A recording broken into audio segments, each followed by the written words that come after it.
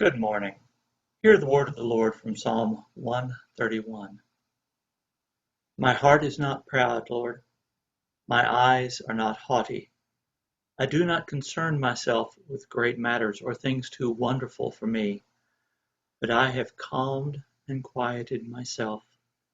I am like a weaned child with its mother. Like a weaned child, I am content. Israel, put your hope in the Lord, both now and forevermore. Grace and peace to you this morning from God the Father and the Lord Jesus Christ. Welcome back to our fourth session on engaging questions, engaging faith. A reflection on Gergu Kukel's tactics, the game plan for discussing your Christian convictions.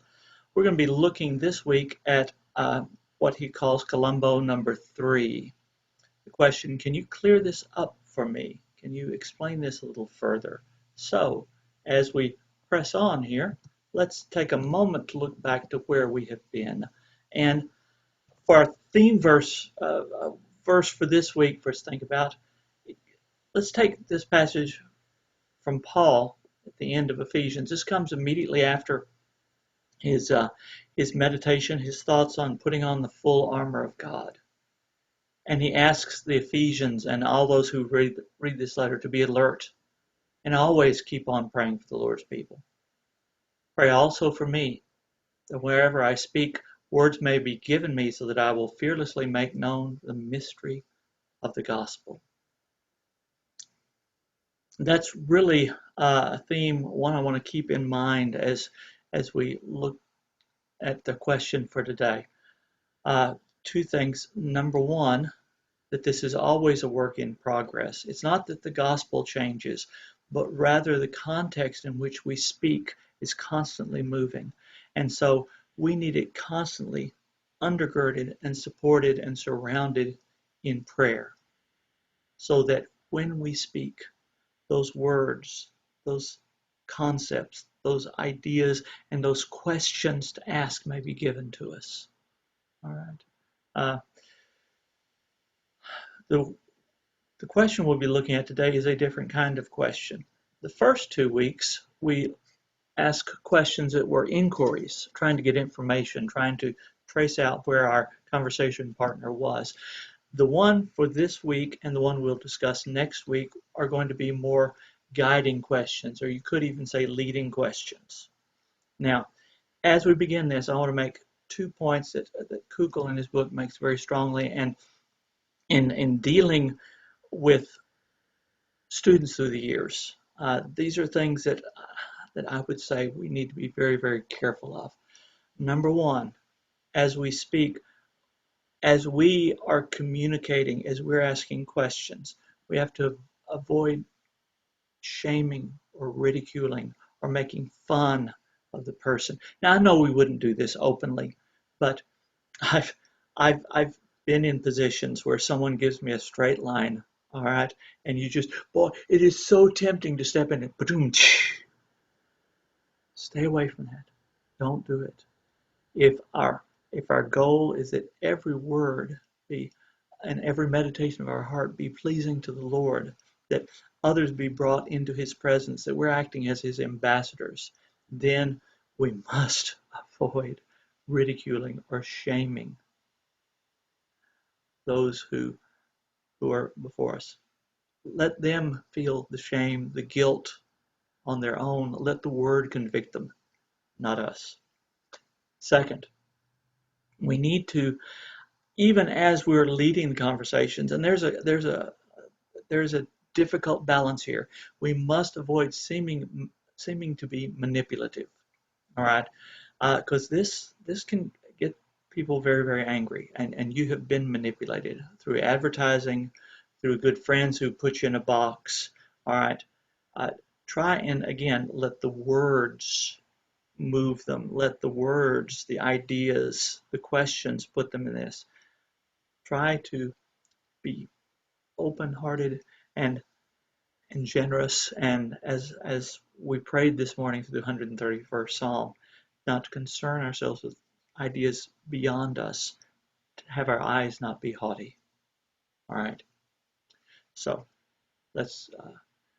Oh, and one last thought. I've quoted this in weeks past, but again, it's one that has hit me with particular power the last several years. Blaise Pascal, a Christian thinker and scientist, uh, writes that people are usually more convinced by reasons they discover for themselves than by those that are found by others.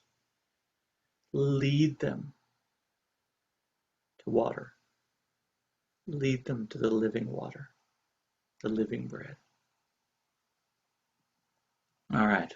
Columbo, question number 3, or as I would prefer it in this context, engaging question number 3. Question to engage the listener and hopefully eventually engage belief, engage that sense of trust, that sense of dependence on the Creator, the Father, His Son, through the power of the Spirit. That question is, can you clear this up for me? This is a different kind of question. As we pointed out a moment ago, the first 2 questions, right? What do you mean by that? And why do you think that? Are really sort of getting information. This question, can you clear this up? You need to have a goal. Your goal is to allow the person to engage their own thought process, their own rationale, their own definitions, and understand why they say that. Understand any weaknesses in their argument. All right. As I said, the earlier questions mapped out the terrain, identified minefields, and don't underestimate that stage. Don't shortchange it. Before we really begin to engage, we need to know with whom we're engaging. All right. Kukul in his book tells a student one time came up to him and asked him a very flattering question, said, "You are so knowledgeable. Could you tell me a wonderful book about Buddhism that I could read to understand Buddhism better?" And Kukul, smiled and thought, "Wait a minute. Why do you need to read this book on Buddhism?" He said, "Well, I have a Buddhist friend and I want to know what he thinks so that I can engage him and lead him to Christ." Well, Kukul's answer was, why, if your goal is to engage this person, why would you do all this background? Talk to the person. Ask him what he believes. Let him lay it out. Number one, you're engaging in good faith action. You're engaging the human being as a whole, and you're not chasing rabbits that may lead you elsewhere. Who knows what kind of Buddhist he is? Zen, Shinto, others. Who knows how deeply he has bought into that, or maybe it's just a pastiche of different beliefs. Why don't you allow that person to set the context? Like a medical doctor who is notating symptoms in order to make a diagnosis, or let's say a math teacher you've heard forever, show your work, show your work. Why? Because in showing your work where there's a mistake, the teacher can identify that mistake. They can say, oh, wait, here's where you went wrong. You multiplied 2 negatives and ended up with a negative. All right. Or an engineer who's brought out to a bridge, maybe that has a few cracks beginning here, that you're analyzing. Where's the stress? Where's the weight bearing? Where's the problem, right? These first questions are essential to getting the lay of the land, understanding the context in which the gospel will be spoken. Having done that now we can begin to ask leading questions. We can ask questions which will, perhaps by God's grace, lead them to a deeper truth, lead them to a truth beyond that accepted by the culture, even into God's presence. Or we can help them. The negative side is to see a problem in what they have affirmed to you. It may be that, again, they have actually started off on the wrong path. Right? There's a common phrase around us today that all paths, all religious paths lead to God. Well, the desire to honor God is deep inside of us. Okay, I'm convinced. Look at Paul's letter to the Romans, chapter 1. We are all driven to worship, but we are also driven by our own sinfulness to worship ourselves, to worship the idols that we create for ourselves. So that while some truths they may have may lead, when slightly adjusted and corrected, to the Father above, others may be completely off. And what we need to do is lead them to see the futility of that position, lead them to see the poor results of that. We will speak more about that next week. So let's press on here. I hope you have your Bible with you. If you don't, please get it, because we're going to be looking at the Gospel of Mark in particular here. First type of question, leading into a deeper truth. If you will, please open up to Mark chapter 8. We'll look at it together, Mark chapter 8. We'll begin in verse 27 here in a moment, but before we do, let me put up a chart here that I think will set a context for it. We just spent back in the fall quite a bit of time in the Gospel of Mark, and we identified the central position of chapter 8. It is the pivot point, it's the turning point. Up to that point, Jesus has been showing through his actions, through his healings, through his pronouncements even, who he is. And the question, the recurring question again and again is, who is this? And chapter 1, in fact, verse 27, after the healing in the synagogue, the people say, what is this? A new teaching and done with authority, right? There's something new going on here. A few chapters later, chapter 4, the disciples out in the lake with him, and he calms the storm, and they say, who is this? Even the winds and the waves obey him, right? An image of the God over the storms. It's mentioned and praised in the book of Psalms. Chapter 6, he goes to Nazareth, and the people there say, not in as many words, but they say, who is this? Isn't this carpenter? Mary's son? By the way, notice not Joseph's, Mary's son. Perhaps it's slight there. And aren't his brothers by name and his sisters still here with us? He's not different from the rest of us, right? Even a few verses later, Herod gets caught up in it, where some people are saying, oh, he's a great prophet like one of the past, or even, like Elijah. Herod says, no, somehow John the Baptist's spirits jumped over to him. He's a John the Baptist reincarnated. Well, all this is going around, and in chapter 8, Jesus changes the story. He changes the focus. He pivots, right? Let's read it together. Jesus and his disciples went on the villages around Caesarea Philippi. On the way, he asked them, who do people say that I am? And we've just seen, right? They skip the folks around Nazareth. Yeah, he's just a hometown boy. But they mention the ones around here. It's like, well, some say John the Baptist, others say Elijah, and still others one of the prophets. And then Jesus pushes on. He wants clarification. He wants commitment. The question, what about you? Who do you say that I am? Peter answered, you are the Messiah, the Christ. Everything we've seen in this leading up line that you see here of what he has done lead him to this. He is the Messiah. He is the one that David foretold, this anointed one, this son. He's the one.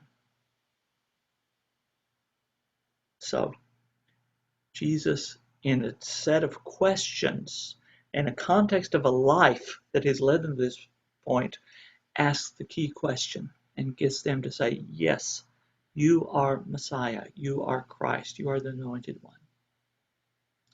So, first thing we can do is we can lead people point by point, question by question, through an early understanding to a deeper understanding. Again, we have to bring some knowledge to this, and we'll talk at the end of this a little bit about how to prepare for that. We can lead them to a deeper understanding, the positive aspect of this second question. Can you clarify? Second, we can use this to identify a misunderstanding. And in that same chapter, Mark 8, we have a misunderstanding. Continuing on, Jesus, having been identified as Messiah, then begins to tell them that the Son of Man must suffer and be rejected and be killed, and after 3 days rise again. And you know this context. He spoke plainly about it. And what happened? Peter brought him aside and rebuked him. And Jesus, turning and looking at the disciples, turned to Peter, artistic representation here, and rebuked Peter and said, "Get behind me, Satan. You do not have in mind the concerns of God, but merely human concerns." And then he pronounces a new type of kingdom. But notice he does it by identifying their misunderstandings of who Messiah was. This Messiah perhaps was going to be one mounted on a white charger coming in to run out the rascally Romans, to reestablish Judea's empire, to reestablish their political power, their independence, right? This is going to be a military leader. This is going to be one who will run out all the powers that oppose them. But notice what Jesus says. Whoever wants to be my disciple must deny themselves, take up their cross, and follow me. For whoever wants to save their life will lose it, but whoever loses their life for me and for the gospel will save it. Key questions now. And again, as Mark tells it, there's no pause. But perhaps, may I argue that these questions resonate and still resonate with us. I pray that as we face choices in our life, right? Verse 36, what good is it for someone to gain the whole world and yet forfeit their soul? Or what can anyone give in exchange for their soul? And then speaking as Messiah, as King, as the Christ, the Anointed One.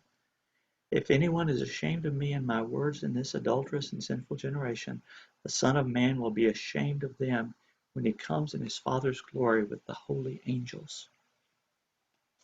There in a short passage, we see two types of questions. Number one, to lead them from what they know to apply it to come to a deeper understanding. And then, secondly, to change their understanding where they have gone off path. They have taken a path that will not lead them to Messiah, to the kingdom, one of earthly power. You see the same thing in Luke chapter 22, right, where immediately after the Lord's Supper, they are arguing about who's the greatest. and Jesus in Luke 22, I'll read it there, we won't spend much time in it, says to them, reminds them that the kings of the Gentiles lord it over them. But it's not going to be like that among you. Verse 27, but here's his question. Who is greater, the one who's at the table or the one who serves? Is it not the one at the table? That's the way the world sees it. The one seated there at the table who is being served is the greater. But I am among you as one who serves. If they have taken seriously this confession that Jesus is the King, the coming King, the Christ, the Messiah, to say that he is their Lord, then to fight for greatness beneath him, to fight on the basis of the world's sense of greatness, is to elicit a profound misunderstanding.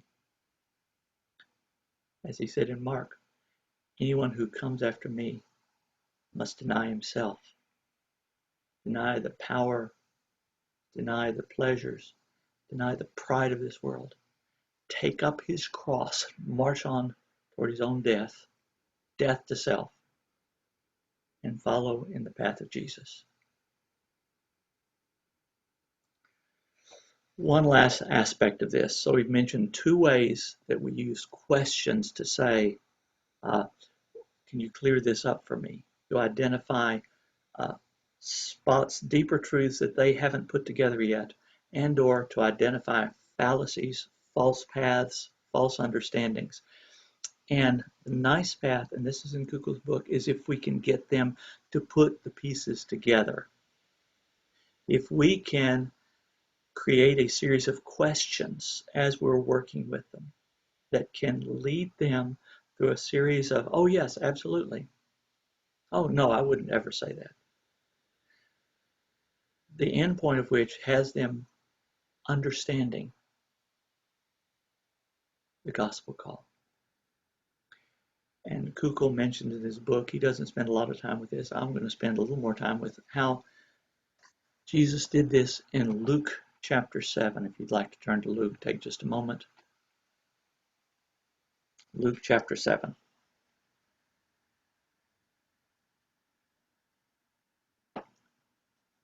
Putting all the pieces is to enlist your conversation partner, the one you're engaged with, as an ally, to allow them to put in all the pieces to answer the questions that then at the end you can pull together, or you can ask them to pull together. The context here, of course, is Luke. Luke is retelling the story of Jesus at, I didn't mark it in my Bible here. I apologize here. In chapter 7, beginning in 36, a Pharisee had invited uh, Jesus to a meal, sort of honored him. But a woman shows up at that meal, walks right past the bystanders on the outside, kneels down at his feet, and begins to weep on them. And then she wiped his feet with her hair and poured perfume on them. Beginning in verse 39, the Pharisee says, if he were a prophet, he would know. And then Jesus says, Simon, I'd like for you to listen to something here. Tell me, teacher, Simon says, beginning in verse 41. Two people owed money to a certain moneylender. One owed him 500 denarii, the other 50. Neither of them had the money to pay him back, so he forgave the debts of both. Now, which of them will love him more? And Simon, again, led through the story. Two debtors, one not as much, one, boy, this is going to be more than a year for common labor, almost 2 years. Simon says, well, obviously, suppose the one who had the bigger debt forgiven. And Jesus says, right. Then he goes on, Jesus pulls it together here. See this woman? You didn't give me water for my feet, but she wet my feet with tears. You didn't greet me with a kiss, but she's not stopped kissing my feet. You didn't give me oil for my head, but she has put perfume on my feet. In other words, she has shown love through not feelings. Yes, she's weeping, but love through action, through commitment, commitment through the embarrassment of walking in there in the midst of these Pharisees, commitment monetarily of this perfume, commitment, full commitment. I tell you, verse 47, her many sins have been forgiven as her great love is shown. But whoever has been forgiven little loves little. Both a deeper understanding and identifying a misunderstanding. But Simon was the one who put that together. And Jesus simply led him down that path.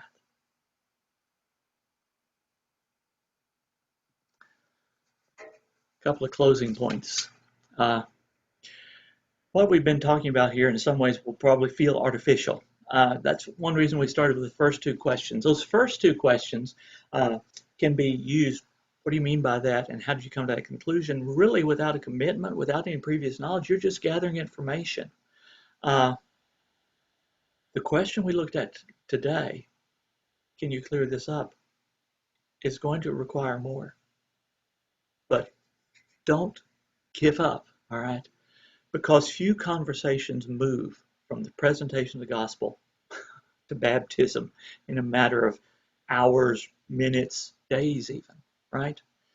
Remember, it took Jesus 3 years to move his apostles, many of them from fishers of fish to fishers of human beings. Saul waited 3 days in the dark, fasting, until Ananias came to this address at Straight Street to lay his hands on him, heal him of his blindness, and to baptize him and share a meal with him. Right? There needs to be time for thought, for meditation, for mulling it over. The goal in most of our conversations will be to put a stone in their shoe, to put a pebble in there, something slightly annoying, something that they're going to have to get out. They're going to have to figure out how to handle this, how to get that idea out. This allows them time to think through it, to mull it over, to be prepared perhaps with questions, but also this allows you time. Don't be embarrassed when someone asks you a question to say, I would like to do more thinking about that. I promise I'll do that, right? So as we're thinking about this question, can you clear this up for me? And leading on for that to next week's question, we'll see in a moment, realize this is a process, an ongoing process of them having time to mull it over, you and I having time to study, to think it through, and most importantly, to allow the Spirit to move in their life and in ours through other conversations, other life experiences, other opportunities. We sing this quite often, but I want you to hear this as our closing thought here. I know not how the Spirit moves, convincing men of sin, revealing Jesus through the Word, creating faith in Him. I don't know. But I know whom I have believed, and am persuaded that He is able to keep that which I have committed unto Him against that day. May God use us this week as we continue to ask questions and to lead our friends, our family, those around us into the presence of the Father. You knew it was coming. Homework. We've already done. What do you mean by that? How'd you come to that conclusion? This week we looked at, can you clear this up for me? Next week, one that will take some time to flesh out will be, have you ever considered? It's a question, but it's definitely a leading question. May God bless us this week and keep us always in His care.